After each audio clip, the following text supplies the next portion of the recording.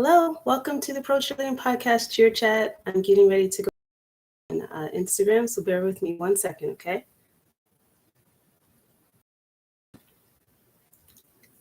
We have a lot to discuss. Hi, you guys. Welcome to season 9 of the Pro Cheerleading Podcast. It's been a minute. It's been like technically 2.5 months, which I don't even know is like the longest that I've waited, but I miss you guys. Thank you so much for joining. I'm going live on YouTube as well, and I appreciate you for watching. There's so much to discuss. I'm so excited to launch this season finally. It's been a very long, crazy summer.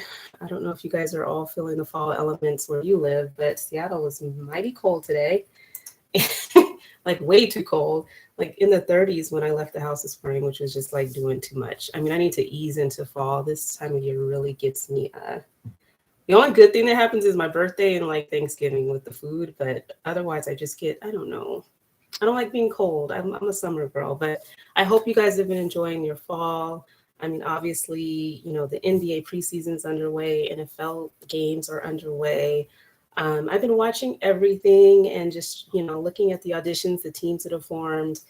And there were so many great things to talk about today to launch this season. And unfortunately, I got to cover some stuff. I mean, I asked you guys what you wanted to talk about during Cheer Chat today, and the overwhelming response was the Raiders and John Gruden's resignation and how NFL cheerleaders are implicated in that. So here we go. I mean, during these breaks, you guys, it's like, okay, you know, time for me to woosah and, you know, reflect and all of these things. And, you know, I just was worried that I was starting to get a little bit like a little grumpy. It's been 5 years since I cheered, but I was starting to wonder, like, am I like the Stephen A. Smith that's just like ranting and raving about this, that, and the third, and not just really feeling happy and talking about good news. And I know there's a lot of uncertainty at points and times during, you know, during the summer. And, you know, I was just so excited for us to be back out there doing what we love. And so I'm really not that happy to be discussing John Gruden's little feat of like offending every single possible marginalized community that you can. I mean, I don't even know how it's possible to be that much of a bigot, but we're going to get into it. I just want to thank everybody for joining and supporting this podcast. This is season 9. This October 31st, this Halloween, will actually be the 3rd anniversary of the podcast. So this is all exciting stuff. I'm happy to be back. Not happy to be talking about this. I have my rosé. Go grab yours. And let's just, you know, get into it. You guys know how I am. I research, I reflect, and then I'm just ready to go on one of my little rants. And, you know, it is what it is. It's the hottest topic right now, so we're going to discuss it and just, you know, it is. First, I want to say, obviously, shout out to the Raiderettes, because obviously this has nothing to do with them. And, you know, they're having to deal with, I'm sure, like the extra questions, the scrutiny, like people wondering what their experience is like. They've had an amazing season so far. You're in this, you know, beautiful new stadium. You've had all these exciting like halftime performances with Too Short and Ludacris and freaking Ice Cube. I've been so jealous. It's been like so exciting looking at, you know, how the season's been going down there in Las Vegas. Obviously, I think I've mentioned this a million times. My father is a huge Raiders fan, and I kind of starting to become one a little bit too. But obviously, a huge fan of the Raiderettes. And so I just want to say, you know, that I'm sorry that you guys are even like somehow caught up in the mix of all this, just in the sense that you represent the organization. I mean, being an ambassador of a team, you know, you're having to be there for the good, bad, and the ugly in terms of what happens publicly with different scandals or news stories for your team. And so everything that I'm about to say is not directed at the Raiders organization.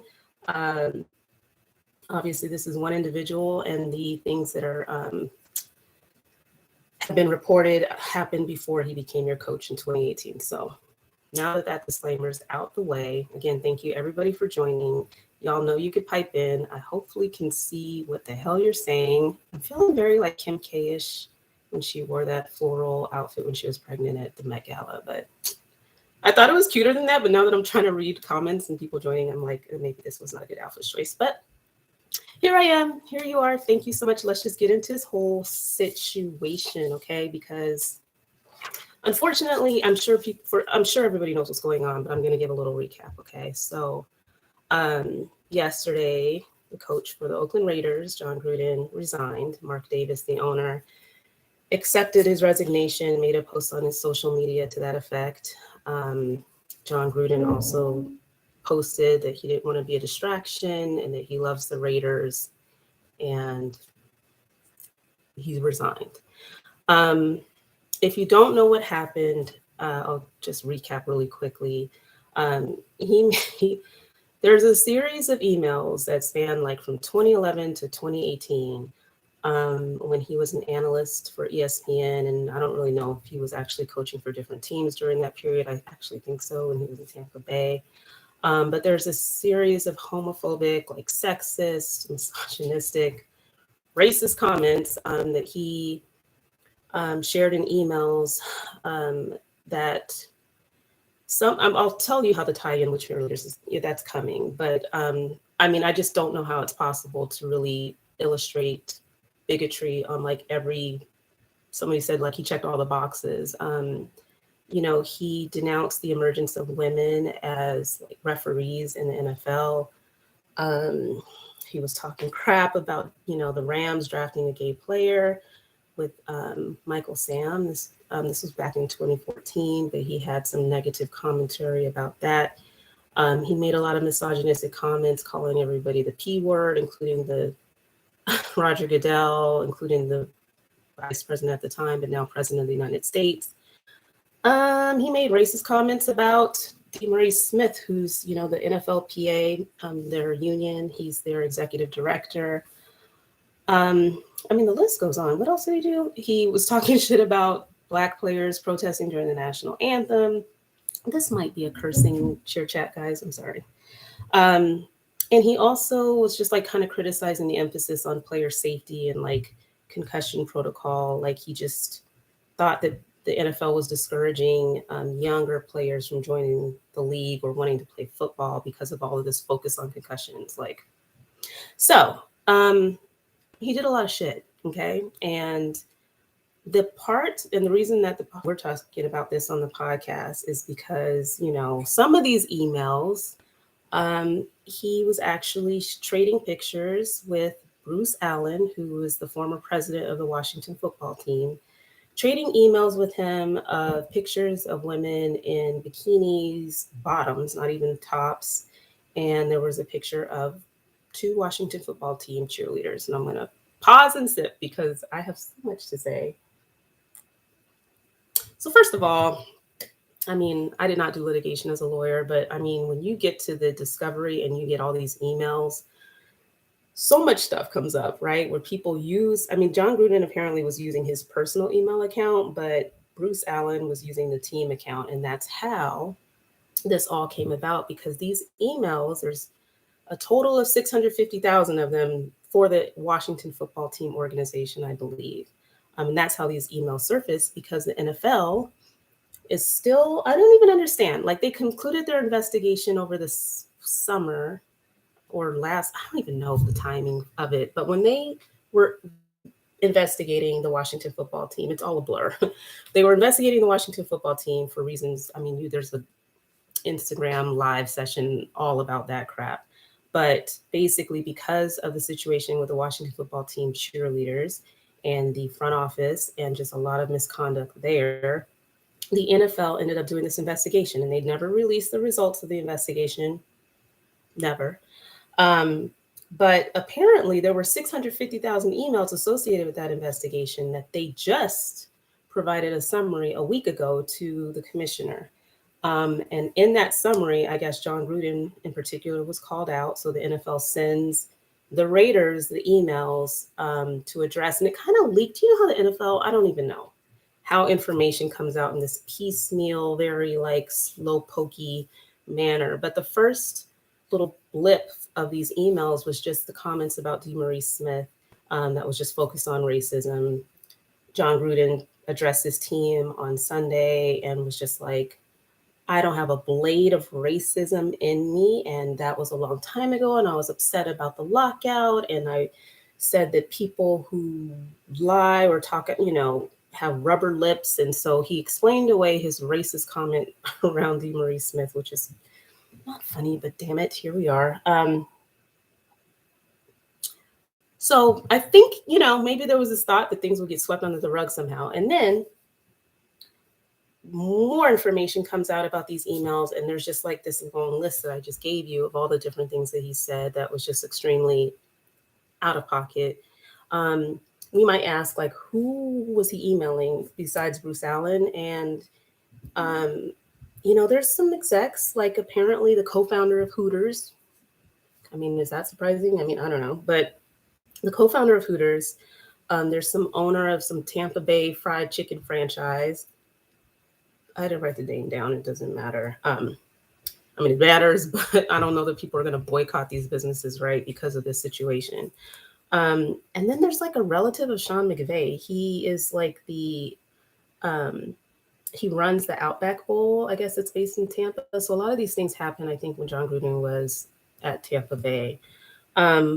But, it's just a bunch of guys talking shit over email, and Bruce Allen was just stupid enough to do it all from his Washington football team account. And the fact that he had, exchanged pictures of women in bikinis and, whatever commentary involving some of the cheerleaders is why we're talking about this today. Because for a lot of reasons, right? Because I was sitting back and reflecting on this. I posted some articles, one that's written by a former NFL cheerleader, Emily Liebert. I hope I'm saying your last name correctly, love. Where she wrote about this breaking story and how enraging it is as a former cheerleader to see that this is just more evidence that the NFL has an issue with the way that they treat women.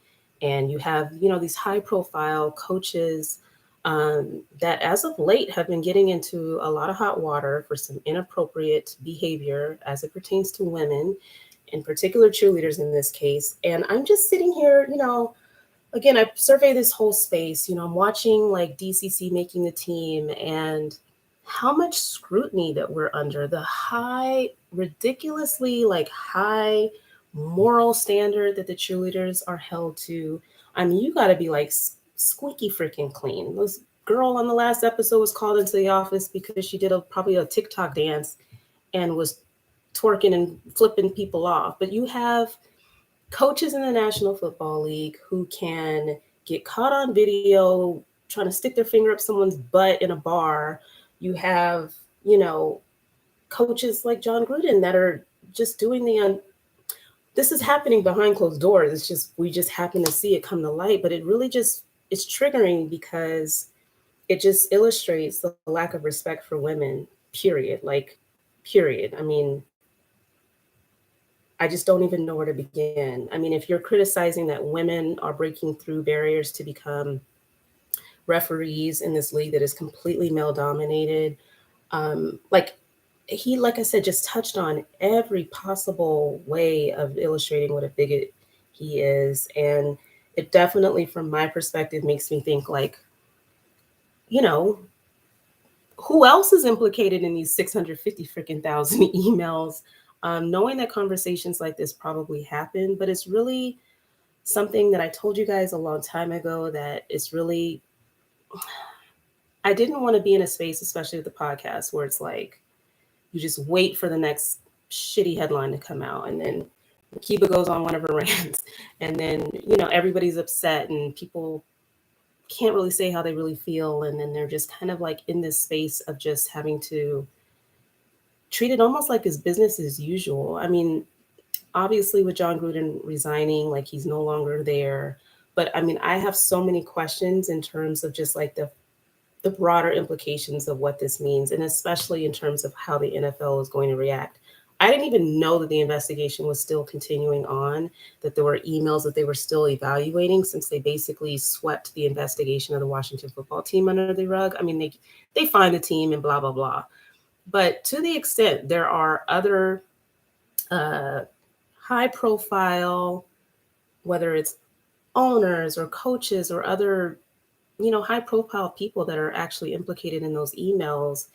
I mean, again, I feel like it's almost going to be this like very leaked out, uh, spaced out thing, because you can't have like head coaches dropping like flies in the league, you know what I'm saying, during the middle of your season. So, I mean, I'm really curious from a PR perspective how this will be handled. Um, but I think because obviously the NFL has tried to take a stance on anti-racism, on sexism, and it's like promoted everywhere. It's in the end zones. It's like they're singing a different tune thanks to 2020. And so we'll have to see really like how this is actually addressed. But I encourage you guys not to just let this get swept under the rug. Like it's really, really buried, like this whole portion about the cheerleaders and the pictures of them. And I think it's almost like they're just tired of talking about NFL cheerleaders, and it's just kind of like, oh yeah, one more bad thing that he did. But I think it's really significant in our community. I think it's like exasperating in our community to yet again see how we can be regarded by people that we respect, that we're taught to revere, that are beyond the face of the organization, even more so than we are, as obviously as ambassadors. So um, I just think we have to really question this standard, this double standard, where you have again, what's his freaking face, Urban Meyer from Jacksonville Jaguars, that got into trouble just last week, I think it was, for instead of taking his ass home with the team, he ends up staying behind at a bar in Ohio and gets caught groping a woman's ass and dancing inappropriately with her when he's married, and just all other plenty of reasons not to engage in conduct like that.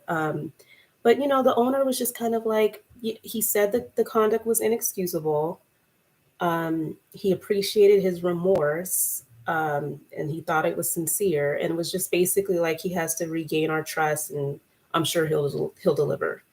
And I just am like, wow, we're not offered any grace whatsoever. I just think it's really telling, especially how much is devoted to, your space on a team, what's required of you.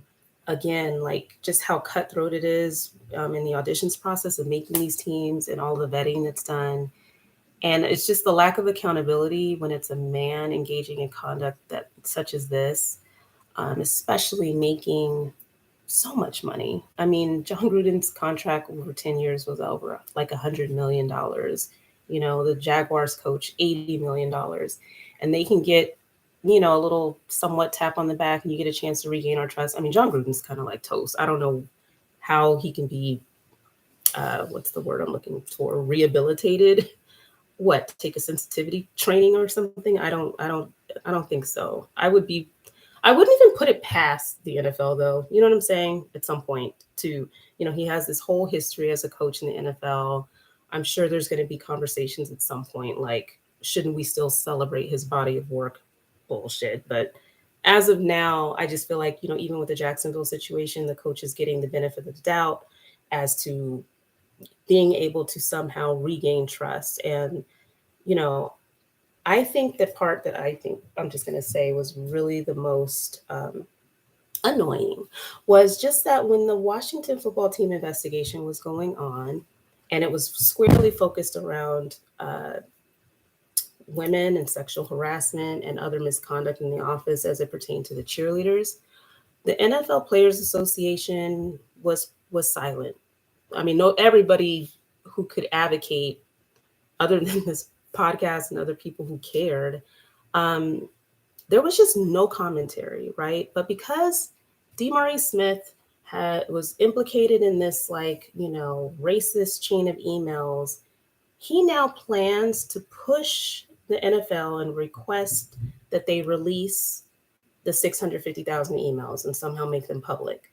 So now there's discussion of Oh God, my dog. Sorry, everybody. But now there's discussion of, well, now we want to see what's under the hood. And it just, again, I don't want to like keep spewing like how undervalued we are as women and, just continuously talking about that because it is very demoralizing. But it's hard for me. I don't know who else is going to freaking talk about it. I mean, we have a couple people in the media who are former cheerleaders. We have people that cover this space, not a lot. I mean, I'm thinking of a small handful when I think of JC Scott or Paige Skinner or, like I said, Emily. Um, there's probably one more that I can think of off the top of my head. But it's just, we have to continue to talk about this because it matters. I think, you have a right to be upset. You have a right to just be frustrated.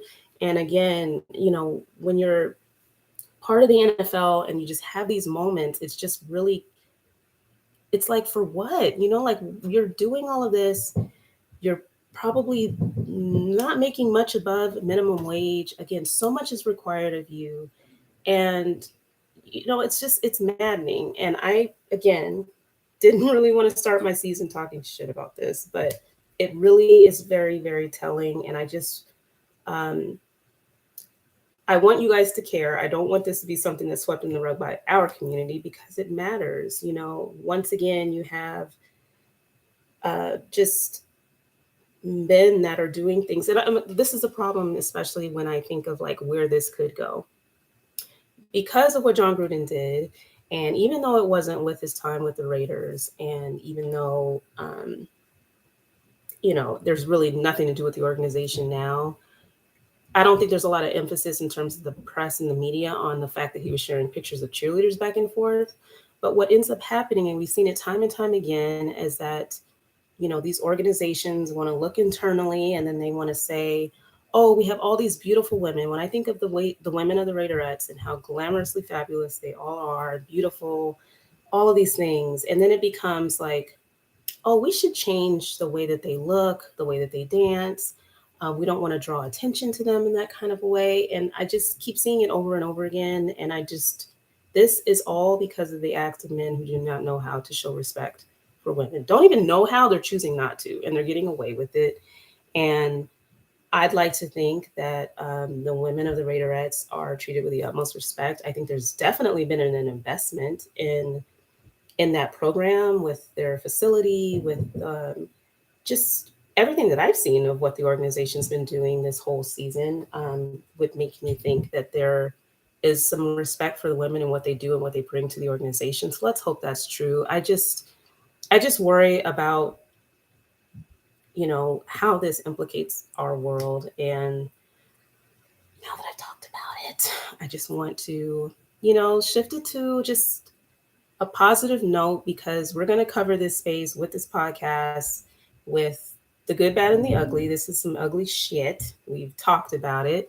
I think, we're going to have to be on the NFLPA's ass a little bit. Now you care about what's in these emails when it was about the women and solely the women of the Washington football team cheerleaders who were implicated with this investigation. You didn't give two shits about what was in the emails. But now that other things are coming out, now you want to see. It's just like, it's upsetting. It's upsetting. And again, I'm talking about it because it needs to be talked about. I really just hope that we get to a space where we can really do things to ensure that we are giving the respect that we deserve. I think it's great how the NFL is supporting, female referees and just kind of like they're climbing to that point, but they keep ignoring the NFL cheerleaders, and I'm over it. I'm definitely over it, and I'm kind of over the NFLPA as well because now you give a shit, and it's not because of us. It's because your executive director is named, and maybe there are other coaches out there or other execs out there who feel similarly that are in these positions of power, and you're expecting the NFL to stand behind all of these different initiatives that they're claiming to. Well, what about the women? That's all I have to freaking say. God dang it. Okay, the end. I have spoken. Okay, so moving on because I don't want to like chit chat all freaking night because there's just so much, and I'm gonna obviously for every week have some cheer chat. You guys hit some very good topics. I'll be sharing them out. But I just wanted to announce some upcoming travel because speaking of the Raiderettes, I'm coming your way for the October 24th game. I'm so excited to see you guys perform. Um, I think it'll be really, really interesting, especially in light of everything that's going on. I mean, I know your special teams coach is now stepping in as the interim head coach, but I will be there with my daddy and we will be watching you and cheering you guys on. I'm really excited about that. And then the following weekend, I will be in New York to watch the Brooklyn Nets. I hope all of their performance teams are hitting the court that day so that I can see. And the week after that, I'm not going to go too far on my little tour because it keeps going into November, December. But my birthday weekend is November 5th, and I'm going down to the Bay Area. I would love, love, love to connect with you guys, whoever's listening and who's down there, because I'll be there on the 5th, which is my birthday. I'll be at the Warriors game. I have all day Saturday. Brittany might be joining me on this trip. I freaking hope so.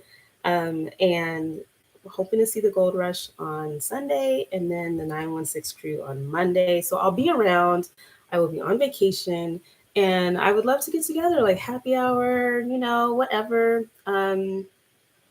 I would love to see you, meet you, etc. So this is going to be a great season. I have some amazing guests lined up, and hopefully, timing wise, everything will work out. But I'm really excited to be chatting with you guys again. I've definitely missed you. And even though this wasn't the most fun topic to talk about, I will be covering some of the positives and highlights of our season. And I just encourage you guys to keep thinking critically about these issues because your thoughts and concerns matter, and hopefully there will be a forum other than the podcast where we can bring these issues to the leaders of the NFL and get some true resolution to all of this, because having all this stuff leak out every 5 seconds is not, it's not something that we should just accept as good enough of a way of addressing it. And clearly somebody brought it up and I thought it was a really interesting question, just that why don't we hear about stuff like this with the NBA all the time? And I think it's great that we don't. I know there were issues, around the time when a lot of the NFL lawsuits came out, when there was an article in Yahoo addressing similar situations in the NBA. But I will say, I mean, from somebody that's observing this whole space, you have a lot of powerful, amazing women in leadership roles in the NBA who are pushing the boundaries and really, really, really advocating for the best for their dancers. I mean, I can't wait to share with you things that I've been like observing, and hopefully people that I can bring to the podcast talking about their approach and leadership for their teams. And I just think it does beg the question, like, why the frick is the NFL like this? Like, why? Why? And I think the NBA does provide a great example. And they're obviously, this has nothing to do with the cheerleaders and the leadership of the cheerleaders. But I just think overall organizations seem to be a little bit more invested in their dancers. And I'm sure that's driven largely by, the dance team directors that oversee them. But it's just something that I want the best for the industry as a whole. It breaks my heart when I see things like this because, and also pisses me off. But just because I think at some point people are going to question, like, why would I want to be a part of that? Like, it's actually like a stain for me to think as a dancer that I want to be associated with the NFL, because look at how they allow women to be treated. And that's what I don't want to see, because I think it's a fair and legitimate question. Like, if you've given, 3-5 years to a team and you feel this level of disrespect and disregard, I don't want you questioning what was this all for, or people deciding that they don't want to pursue this because of the way that we're treated. So hopefully we can just push for a change. Again, I'm really excited for the season. Tomorrow's episode that will be launching, I had like I don't know, it takes guts. And thank you, Brittany, for suggesting that I reach out to this woman.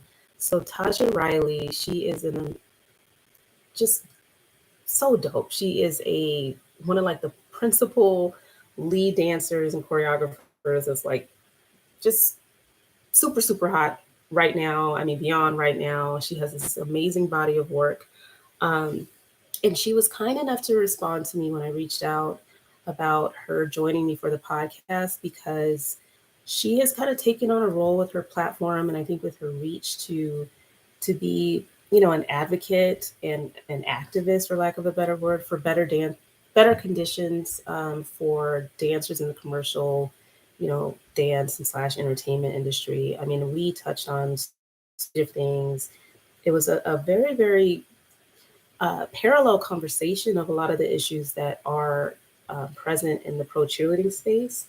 But she talked about just different things, like how dancers are treated when they're on set, when they're on tour, um, injuries, and and even they might be part of a union, but the lack of where they sit in the totem pole, where dancers and artists, like, what does she call it, like movement artists or something like that, I'm probably messing it up, but dancers just aren't receiving the right level of respect, even within the entertainment industry, even when they're represented by a union. And so she's trying to push for change in that department, and so I was super, super excited to talk to her. And I'm excited for you guys to listen to that episode. We might do a follow-on live tomorrow.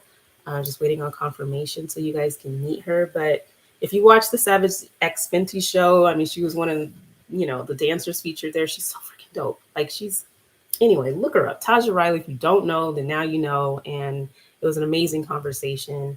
And I really appreciate and respect what she's doing. And you guys will be surprised at how many parallels there are. And I know a lot of professional cheerleaders and dancers want to pursue a career commercially, whatever, as a commercial dancer after you retire potentially. So these issues, I mean, you can kind of view them from the passenger seat, so to speak, but at some point they're going to impact you. And I think we can all be part of the change that we want to see. And so I'm hopefully you're inspired by the episode.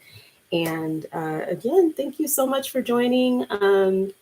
Sorry to chit chat about something stank, but I have a lot of topics that I obviously won't cover in one live session. I'm trying not to be so freaking chitty chatty. I don't know if that's going to work, but I'll save them for the next cheer chat. Okay. If anybody has any questions, let me know.